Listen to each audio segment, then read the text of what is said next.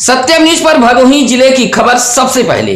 सुप्रभात, आदाब, नमस्कार। एक बार फिर भदोही जिले की फटाफट खबरों को लेकर हाजिर हूं मैं नसीर कुरैशी। आज गुरुवार की खबरों की शुरुआत करते हैं इस अहम खबर से। पानी भरे नहर में एक युवक को बैठा देख खेत में काम कर रही महिलाओं में हड़कंप मच गया। पानी भरे नहर में बैठा युवक सिर्फ अपना सिर बाहर निकाले हुए था, जबकि पूरा शरीर पानी में था। खेत में काम कर रही महिलाओं ने जब मंजर देखा तो शोर मचाया। देखते ही देखते वहां भारी भीड़ जमा हो गई। मामला भदोही शहर के हरियाव गांव शिव मंदिर के समीप नहर का है। सूचना पर डायल 112 सहित रजपुरा पुलिस मौके पर पहुंची थी। नहर में बैठे युवक को काफी मशक्कत के बाद बाहर निकाला गया। निकालते ही युवक अचेत हो गया। जेब की तलाशी ली गई तो जेब से आधार कार्ड मिला। आधार कार्ड पर दीपक कुमार 31 वर्ष मछली शहर बरामा अंकित था। नहर से निकालते ही युवक अचेत हो गया, जहां सरकारी एम्बुलेंस के ईएमटी रुदल कुमार यादव व पायलट संजय कुमार मौके पर पहुंचे थे और युवक को राजकीय अस्पताल भदोही में भर्ती कराया। हरियाव के नहर पर तमाशबीनों की भारी भीड़ जमा हो गई थी।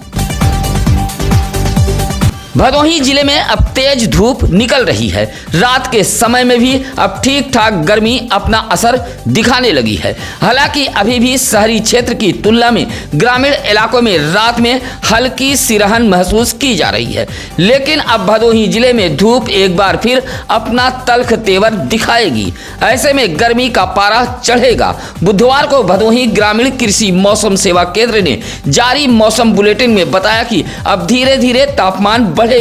दिन का तापमान 39 डिग्री सेल्सियस के आसपास दर्ज होगा व रात का तापमान 22 डिग्री सेल्सियस के आसपास पहुंचेगा। ज्यादातर मौसम साफ रहेंगे।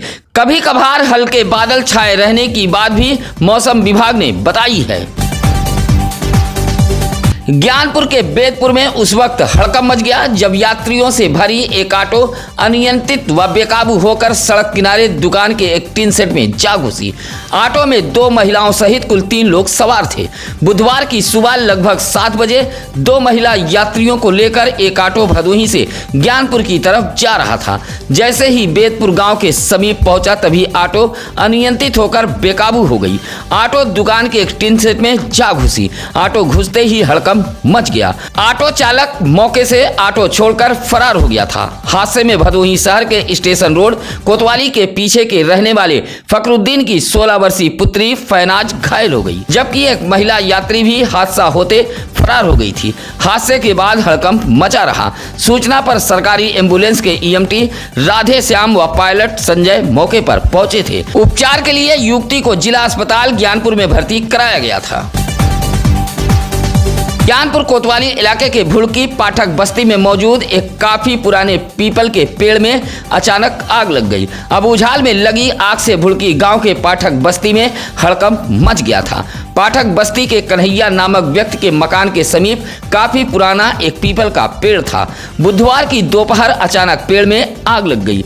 आग कैसे लगी यह एक पहेली बनी हुई है। सूचना पर पहुंची फायर ब्रिगेड की टीम ने आग पर काबू पाया। लगभग 3 घंटे के अथक प्रयास के बाद पीपल के पेड़ में लगी आग पर काबू पाया गया था।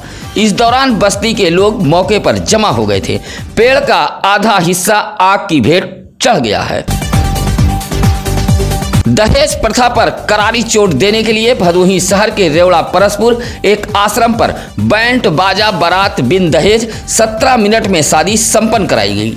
दहेज प्रथा को खत्म करने के लिए जिले के कुछ समाज सेवी, अधिवक्ता व नेता सामने आए थे। वर वधू पक्ष भी बिन दहेज शादी की पहल की थी। भदोही शहर के रेवड़ा परसपुर मठ गढ़वा घाट आश्रम के बाबा ब्रह्म दयालानंद जी ने बिन दहेज शादी कराते हुए वर वधू को आशीर्वाद दिया है।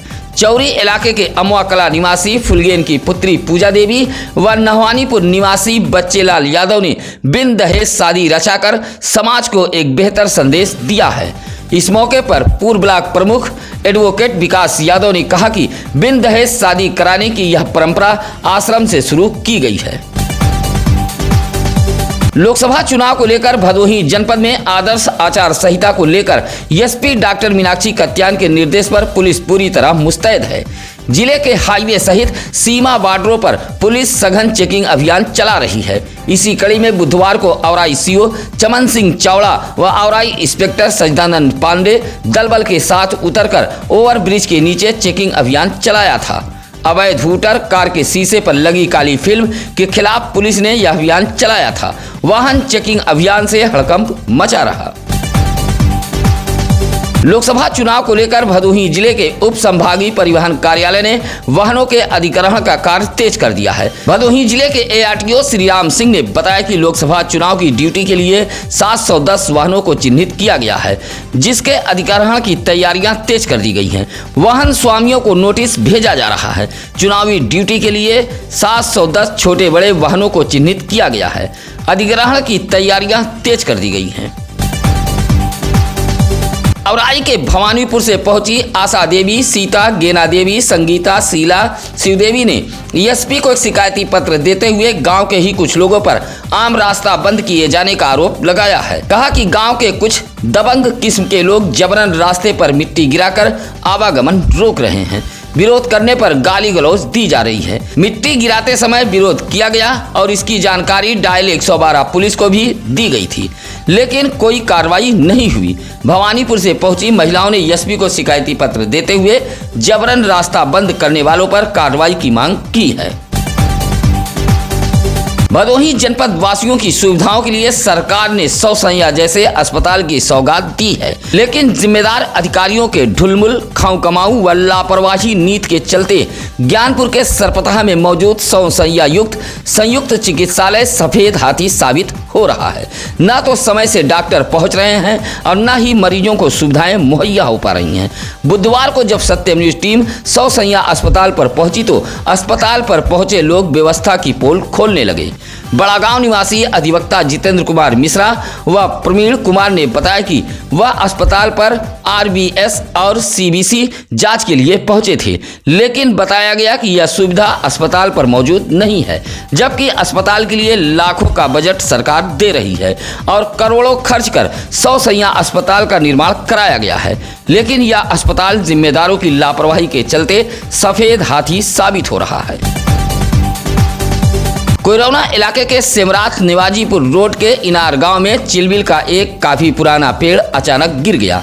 पेड़ विद्युत तार व 2 टीन सेट को अपने चपेट में लिया है। पेड़ गिरने से काफी देर तक आवागमन भी ठप रहा। इनार गांव में मौजूद चिलबिल का एक पुराना पेड़ अचानक धराशायी हो गया। सेवालाल व मेवालाल के टीन सेट पर यह पेड़ गिरा था, जिससे दोनों का टीन सेट क्षतिग्रस्त हो गया था। विद्युत तार टूटने से कम 500 घर की विद्युत आपूर्ति भी ठप हो गई थी। सूचना पर वन विभाग की टीम से मनीष कुमार व हरि प्रसाद मौके पर पहुंचे थे। इलाके के लोगों ने गिरे तार को ठीक कराते हुए इलाके की विद्युत आपूर्ति बहाल कराए जाने की मांग की है। गिरे पेड़ को हटाते हुए आवागमन को बहाल कराया गया। लोकसभा चुनाव को लेकर डीएम विशाल सिंह के निर्देश पर जिला मुख्यालय ज्ञानपुर पर एकल खिड़की व्यवस्था परमिशन सेल की स्थापना की गई है। खिड़की से जनसभा, रोड शो, वाहन, पार्टी कार्यालय का राजनीतिक दल उम्मीदवार परमिशन ले सकते हैं। अपर जिलाधिकारी उप जिला निर्वाचन अधिकारी कुंवर वीरेंद्र मौर्य ने बताया कि जिला मुख्यालय कलेक्ट्रेट पर एकल खिड़की व्यवस्था परमिशन सेल की स्थापना की गई है, जो सुबह 10 बजे से शाम 7 बजे तक खुली रहेगी। किसी भी परमिशन के लिए 48 घंटे के पहले आवेदन करना होगा। ऑनलाइन आवेदन के बाद एकल खिड़की से परमिशन उपलब्ध होगा। भदोही शहर के उमरी रया में बकरी चरा रहे एक युवक को मारपीट कर घायल कर दिए जाने का मामला भदोही कोतवाली में पहुंचा था। रया उमरी निवासी धर्मेंद्र कुमार गौतम की पत्नी सुभावती गौतम ने पुलिस को एक शिकायती पत्र देते हुए कहा कि गांव के ही कुछ लोगों से मुकदमेबाजी चल रही है। इसी दलित उत्पीड़न जैसे मुकदमे को उठाने की लगातार विपक्षियों द्वारा धमकी दी जा रही है। सुभावती देवी ने कहा कि उसका बेटा अमन गांव में बकरी चरा रहा था। विपक्षी पहुंचे और गाली गलौज देते हुए मारा पीटा है और लगातार मुकदमा उठाने की धमकी दे रहे हैं। फिलहाल भदोही कोतवाली पुलिस मामले की जांच पड़ताल में जुटी हुई है। बुधवार को उत्तर प्रदेश माध्यमिक शिक्षक संघ के जिलाध्यक्ष जय सिंह के नेतृत्व में पदाधिकारियों ने ज्ञानपुर पहुंचकर जिला विद्यालय निरीक्षक को एक ज्ञापन सौंपा है, जिसमें मांग की गई है कि सचिव के आदेश को तत्काल निरस्त करते हुए इसमें संशोधन किया जाए और इसकी गारंटी सरकार को लेनी होगी। शिक्षक धर्मेंद्र कुमार की तरह किसी भी घटना की पुनरावृत्ति न हो, अन्यथा बाध्य होकर संघ बड़ा आंदोलन छेड़ेगा। गोपीगंज के लालानगर टोल प्लाजा के पास एक तेज रफ्तार मैजिक ने किशोरी को टक्कर मार दी है। उपचार के लिए किशोरी को एक निजी अस्पताल में भर्ती कराया गया था। लालानगर टोल प्लाजा के समीप कड़ेदीन जायसवाल जलपान गृह की दुकान चलाते हैं। उसी दुकान के बाहर उनकी 11 वर्षीय पुत्री कशिश जायसवाल खड़ी थी। तभी वाराणसी से प्रयागराज की तरफ जा रही एक टाटा मैजिक ने टक्कर मार दी, जिससे यह हादसा हुआ था। नाबालिग किशोरी को भगा ले जाने के आरोप में दुर्गागंज पुलिस ने एक युवक के खिलाफ मुकदमा दर्ज किया है। किशोरी के दादा की तहरीर पर दुर्गागंज पुलिस ने दुर्गागंज के मनीडीह निवासी जब्बार के बेटे मोहम्मद मोनू के खिलाफ अलग अलग धाराओं में मुकदमा दर्ज कर लिया है। किशोरी के दादा का आरोप है कि मोहम्मद मोनू उनकी पोती को बहला फुसलाकर कहीं भगा ले गया है। काफ़ी खोजबीन के बावजूद भी उनकी 17 वर्षीय पोती का पता नहीं चला।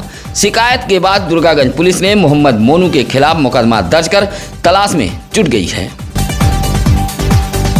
भदोही जिले में असल धरती के भगवान परेशान हैं। जिले का स्वास्थ्य महकमा ऐसे ही धरती के भगवान को प्रताड़ित कर रहा है, जो असल में मजदूर बुनकर गरीब तबकों का 10-20 रुपए में इलाज करते हैं। भारी भरकम फीस देने में असमर्थ ऐसे गरीब तबके का इलाज ऐसे ही असल धरती के भगवान कहे जाने वाले गांव गिराव गली कूची चौक चौराहे पर बैठे डॉक्टर करते हैं। लेकिन जिले का स्वास्थ्य महकमा ऐसे ही धरती के भगवान को परेशान कर रहा है।